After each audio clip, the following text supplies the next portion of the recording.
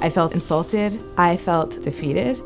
I got my master's in interaction design. I was the only woman of color in my class. The teaching assistant would tell me that he would think things were too complicated for me, that he didn't need to see my work, he already knows what grade he's going to give me. The bias that I was subjected to made me feel defeated. The day I was going to quit the course, the program director told us that he was giving us an assignment for our master's thesis to solve a social problem using technology.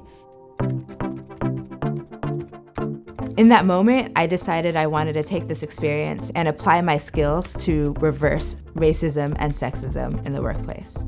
I discovered terminology like microaggressions, implicit bias, and the empathy gap. You cannot force people to empathize with someone else. That's why I started using virtual reality to develop immersive experiences where people's bias is tested in a gamified world. The thesis project went really well. We had very positive reactions. Oculus Launchpad was a huge turning point for me.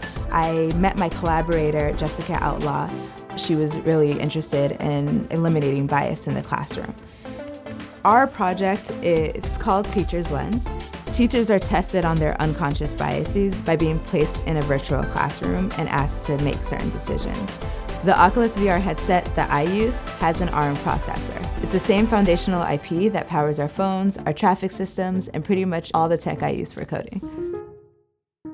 Teachers are immersed into a virtual classroom, and they are tested for things like their expectations that might be influenced by race or by gender. We can see what students they look at the longest, who they interact with, and also their response times.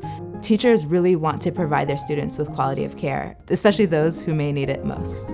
It's really great because we have this tool that allows us to see and experience our bias in a VR environment, and it makes it possible for us to change our attitudes in the real world.